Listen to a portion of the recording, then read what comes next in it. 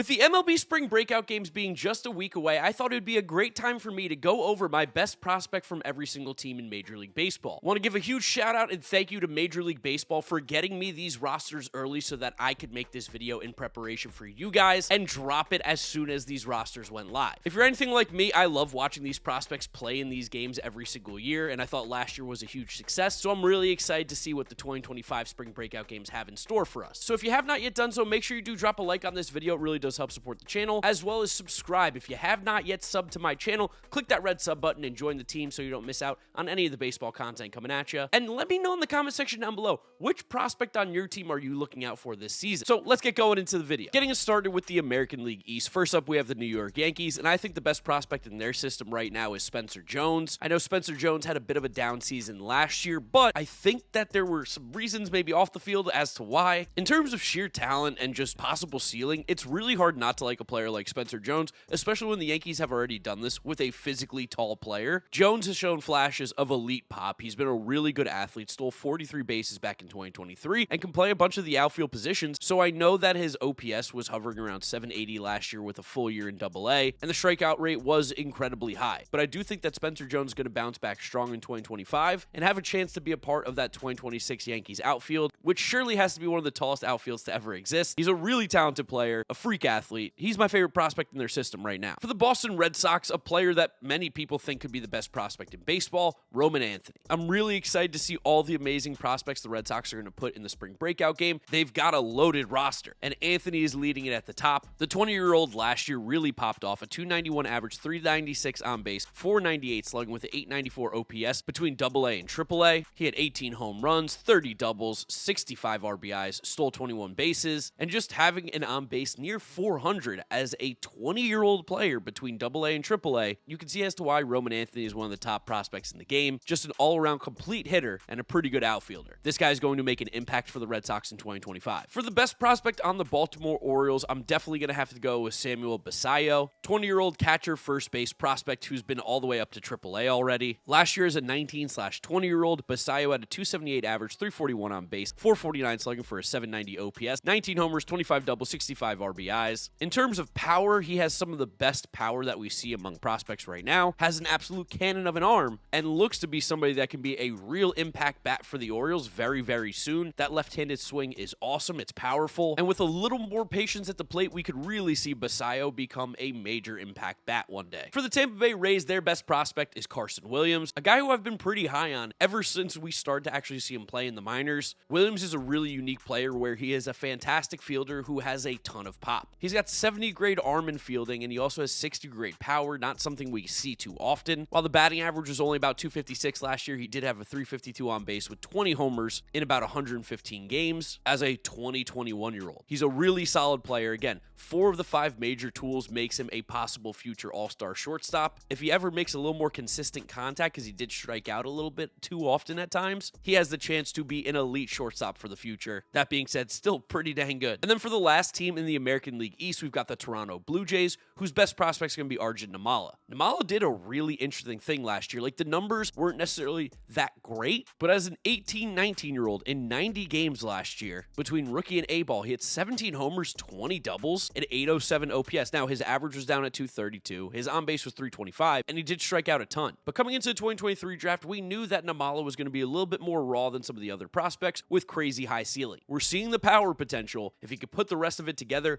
this is a guy who's going to fly towards the top of prospects list in 2025. Next up, we've got the NL East, and for my favorite team, the New York Mets, the best prospect in their system is going to be Brandon Sproat. Now, Sproat won't be participating in the spring breakout game. Big reason why. I think there's a chance that Sproat could make the Major League roster early on in the season, and I'm sure the Mets want to continue to getting him on the right track to be there. Because with all the injuries the Mets have had to their starting pitching, and with how good Brandon Sproat has been, it seems like this makes a lot of sense. Sproat throws 5 different pitches, including a fastball that can touch the high 90s, a really good slider changeup combination, and last year in his first season as a professional pitcher, he dominated every level with a little bit of trouble at AAA, which is probably the biggest roadblock to him making the Major League roster, is the Mets want to see him dominate the AAA level before they bring him up. Because at high A and AA, he was completely dominant, made 17 appearances, had an ERA in the low 2s, high 1s, was striking everybody out, didn't walk anybody, limited hard contact. Sproat's got some electric stuff. Can't wait to see him make it to Queens. The Atlanta Braves are sending pretty much none of their top prospects, so this guy won't be in the spring spring breakout game, but Drake Baldwin's definitely their best prospect in their system. Baldwin's going to end up being at the major league level to start the season due to a Sean Murphy injury. And over the last couple seasons, Baldwin's really gained some traction. His pop-off year was in 2023 when he finished the season with the 844 OPS. But even last year, in 124 games, a 370 on base, 423 slugging, 16 homers, 19 doubles, 88 RBIs. He walks a ton. He's by no means the greatest athlete, but in terms of tools behind and at the plate, Drake Baldwin's a really solid player for the Braves. And he comes from Missouri State, which is like low-key put out a ton of really good major leaguers. For the Philadelphia Phillies, you've probably heard this name a few times, but it's going to be Andrew Painter. Painter will not be pitching in the spring breakout game, but he'll be there in attendance. He is one of the best pitching prospects in the game. He's definitely the best prospect right now in the Philly system. The biggest thing with Painter is that he hasn't been healthy. He hasn't thrown any pitches of professional baseball since the 2022 season, but we saw him in the fall league and he was lighting up the radar gun, just dominating hitters. This is a guy who, when he's fully healthy at 6'7",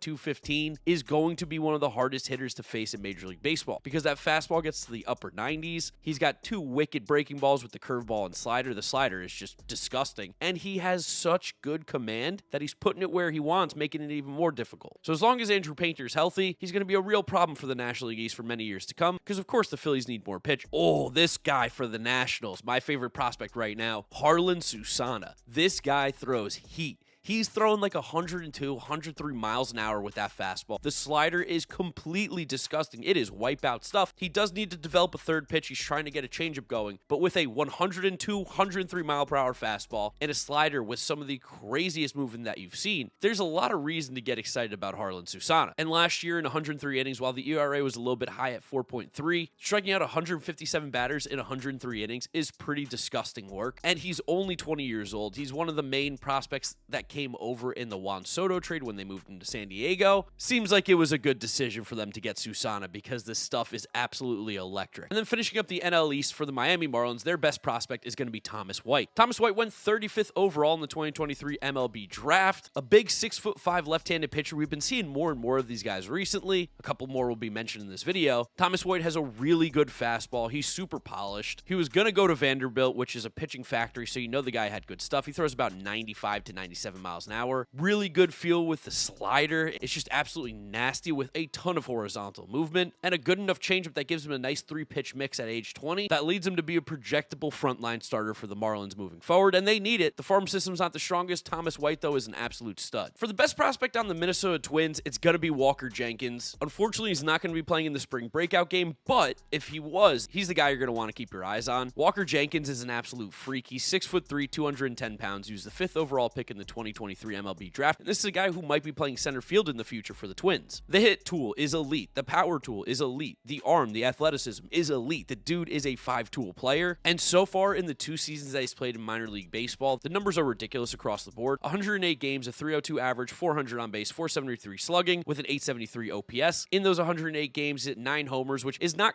jumping off the page, but we know that the home run game power is going to be coming with a guy like Walker Jenkins. 27 doubles, 80 RBIs. He's walked more than he struck out, which is just so good for a prospect. And he stole 23 bags while playing good defense. Walker Jenkins is a freak. This is one of the best prospects in the game. Next up, we've got the Detroit Tigers, and I think their best prospect right now is going to be Kevin McGonigal. McGonigal did some really impressive things last year. He was the 37th overall pick back in 2023, and we've just seen this guy mash and mash the last few years. And this past season, we saw the exit velos go up to a level that puts him now as a top prospect in the game. So far in the 95 games he's played in minor league baseball, 310 average, 412 on base, 443 slugging with an 855 OPS. Only 6 home runs, but again, not a huge power guy just yet. He's put the exit velos up, just needs to start to lift the ball now. 20 doubles, 50 RBIs. He stole 30 bases. He's walked 64 times in his minor league career, striking out only 38, which is truly disgusting. And he's a guy who's going to stick in the middle infield for sure. He's a really, really good prospect. Under the radar because a guy like Max Clark, who's also awesome, just gets a little bit more of the shine. But Kevin McGonigal, keep an eye out for him. Best prospect for the Kansas City Royals, it's not even close. It's Jac Caglianone. We saw him in a spring training game hit a 115 mile per hour home run. That alone, disgusting. 6'5", 250. He's no longer doing the two-way thing, it seems like, which is fine. Let him focus on the hitting because the power is legit. Some of the best in all the game. Need to get a little more consistent at the plate because last year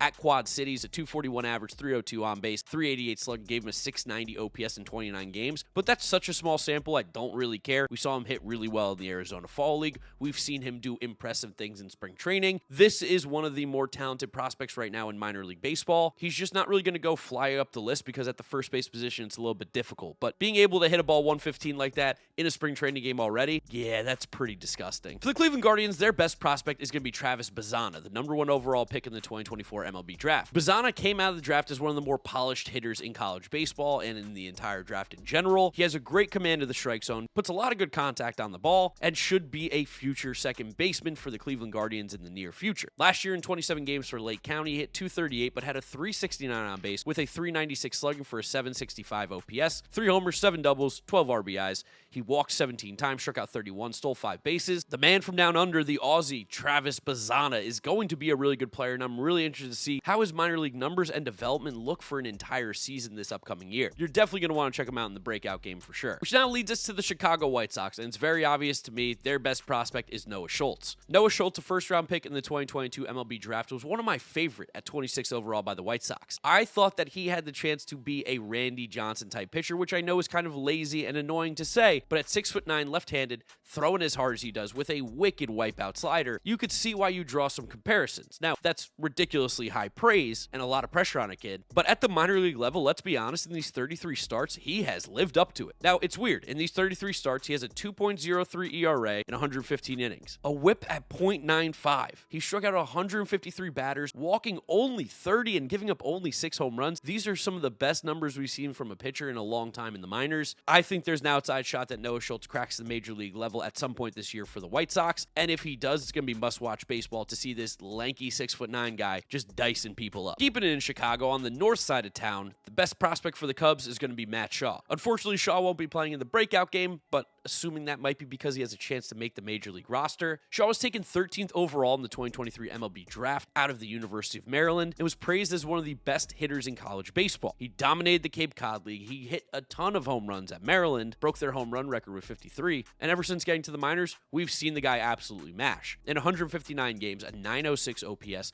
a batting average above 300, he's hit 29 homers, 28 doubles, 99 RBIs, stealing 46 bases as well. He can play a bunch of the infield positions. This guy needs to make the Cubs roster. He is an impact player and can really help this team out in 2025. As for the best prospect in the Cardinals organization, we've got another 2024 draft pick, the 7th overall pick out of West Virginia, J.J. Weatherholt. Honestly, a little bit surprised that Weatherholt was able to fall all the way down to 7. This guy was one of the best, well-rounded players in the draft last year. Really good hit tool, a bunch of pop in that bat. He's also played 29 games last year at Palm Beach. He hit .295 with a .405 on base and an .805 OPS. Couple homers, couple doubles, walked more than he struck out. Guy was putting the ball in play and making good contact. For the Cincinnati Reds, we're going to go with their best prospect being the #2 overall pick in the MLB draft last year, Chase Burns. Now, we didn't see Chase Burns pitch in the minors at all last year, and that typically happens after a guy who's thrown a lot of college innings. But what we've seen in college between Wake Forest and the University of Tennessee, some of the most electric stuff there is. A fastball that tops out at 102 miles an hour, a curveball and a slider that are both plus pitches, some of the nastiest spin rates, some of the nastiest movement that we've seen on either of those pitches, and a really good changeup as a 4th pitch to go along with some strong command. Chase Burns low-key might be one of the more slept-on pitching prospects. This guy is absolutely disgusting. I mean, people know he's really good, but I feel like there is a chance he is an absolute ace in the major league level by the end of the 2026 season. That's how good his stuff is. If the Reds can figure out how to limit the long ball, which has been a problem for him in his career, and obviously going to Cincinnati could be a problem in the future, this guy has the chance to be a frontline starter ace type material. For the best prospect in the Milwaukee Brewers system, I've got to go with the 17-year-old Jesus Made. This is probably a name, if you're really into prospects, you've been hearing a lot about, and it's because Jesus Made is ridiculously good. At 17 years old last year, we saw him hit .331 with a .458 on base,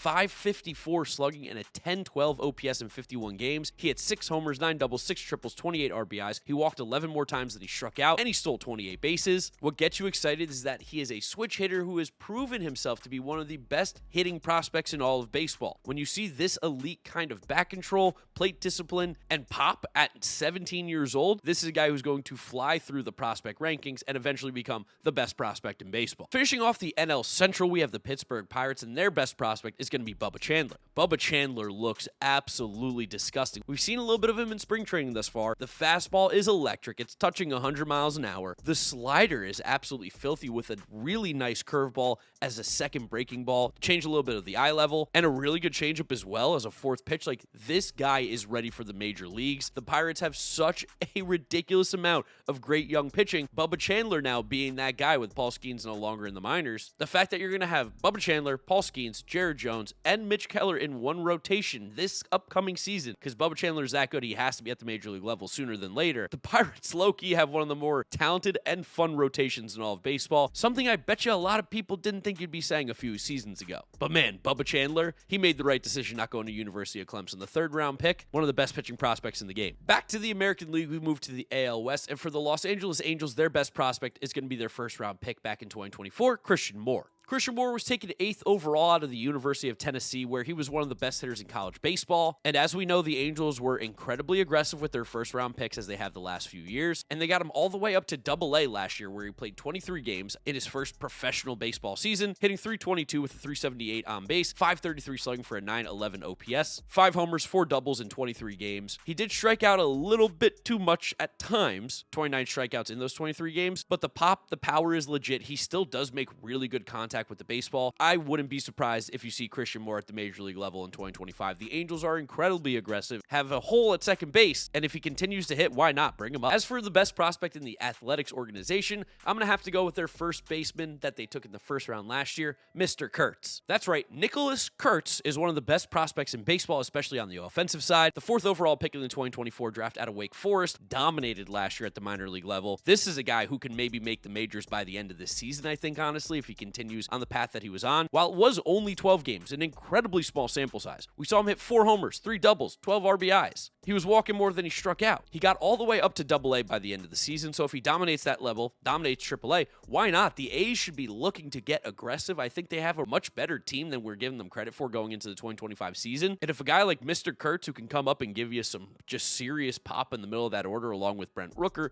Lawrence Butler, and all the other players that they have, this could be a huge, huge piece for them moving forward. The guy is such a good hitter. The plate discipline, the power, all of it is fantastic from Mr. Kurtz. For the best prospect for the Houston Astros organization, it's going to be Cam Smith, who they acquired in the Kyle Tucker trade, and that makes sense. The Astros farm system necessarily wasn't the most deep going into the 2025 season, so when they grabbed a guy like Cam Smith, who was going to be towards the top of most teams' organization, you knew he was going to be at the top of the Astros. I've seen Cam Smith play a bunch this spring training. The Mets play the Astros all the time. He hit a home run the other day. He's a really, really good hitter, and he was one of the best college hitters coming out of Florida State last season. Last year in the minors with the Cubs, we saw Cam Smith have a really successful year, get all the way up to Double-A with them as well. .313 average, .396 on base, .609 slugging, and an OPS at 1,005 in those 32 games, 7 homers, 5 doubles, 4 triples, 24 RBIs. Really, really good stuff. I ultimately don't know what the position that Cam Smith will play going into the future will be. Third base could be or could not be the position he sticks at, but at the plate, there is no doubt that this dude is going to rake for years and years to come. For the final 2 prospects in the American League West, some of my favorite in all of baseball. First up, the Texas Rangers, whose best prospect is Sebastian Walcott. I think there's a real debate that Sebastian Walcott is the best prospect in all of minor league baseball. He's only 18 years old. He's turning 19 like literally in a couple days, but last season as an 18-year-old got up to Double-A Frisco with the Texas Rangers. 121 games overall between high and Double-A, 265 average, 344 on base, 452 slugging with an OPS at 796. He had 11 homers, 34 doubles, 9 triples, 56 RBIs, stole 27 bases, is a good infielder, could be a shortstop third baseman in the future. And in spring training this year as an 18-year-old, I know he hit the ball directly into the ground, but he hit it 115 miles an hour. That is freak stuff. The dude is an absolute beast out of the Bahamas and is going to be the top prospect in baseball at some point in his career. I mean, he might be there already. And then for the Seattle Mariners, I think their best prospect is Lazaro Montes. Cole Emerson is awesome and truthfully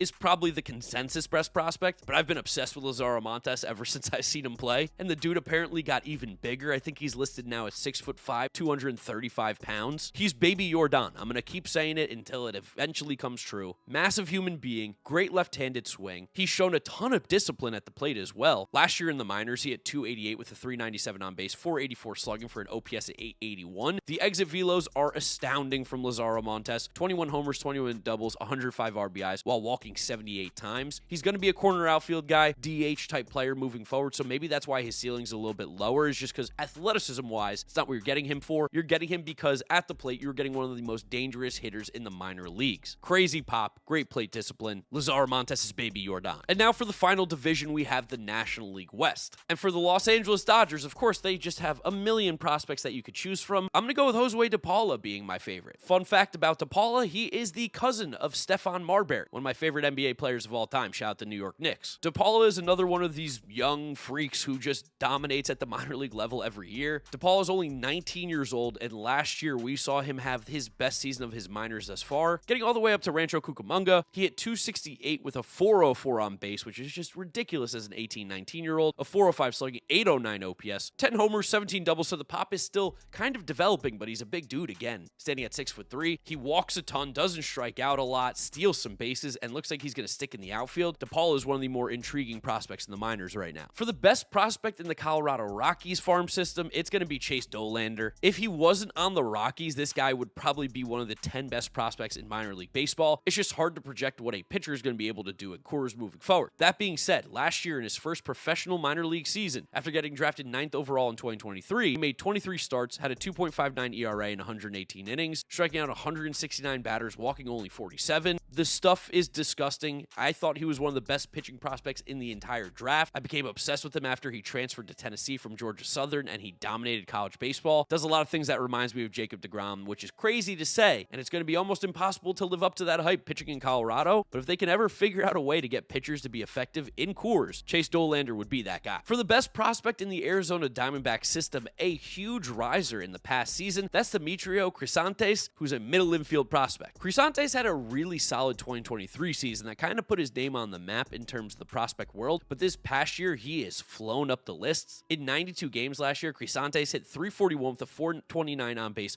.492 slugging, and a .921 OPS, 7 homers, 23 doubles, 60 RBIs, walked 55 times, only struck out 69, nice, stole 30 bases, and overall just is a really solid player. He's been a solid player throughout the entirety of his career. As a teenager, he was one of the best in terms of performance at WRC Plus last year, and his bat-to-ball skills are phenomenal. For the best prospect in the Giants organization, it's gotta be Bryce Eldridge. The 6'7" beast is just dominating the minors. We saw him hit a moonshot in spring training thus far. The power is a 70 grade. It's some of the best power in all the minor leagues, and that's still with a really good hit grade. And he has a cannon of an arm, which is a little bit of a waste at first base, but he used to be a two-way player. Now that he's only focusing on hitting, we can really see that progression forward. In 147 minor league games, we've seen Eldridge hit 29 homers, 32 doubles, and 110 RBIs, walking 79 times, a .292 average, .379 on base, .514 slugging, and an .893 OPS. There's a very good chance we see Bryce Eldridge at the major league level this season, and if he does, he's going to be putting some balls into McCovey Cove for sure. And last but not least, for the best prospect on the San Diego Padres, we have the player nicknamed El Mutante, the Mutant, Leodalis DeVries. DeVries is an absolute freak. Last year at 17 years old, he was playing for Lake Elsinore. We've seen the Padres be super aggressive with their young prospects before, and while the full season numbers might not look great, well, they actually still do look great. .361 on base, .802 OPS in 75 games. The second half of the year, particularly for the Mutant, was phenomenal. He really got comfortable, was able to show us some power too. 11 homers, 22 doubles,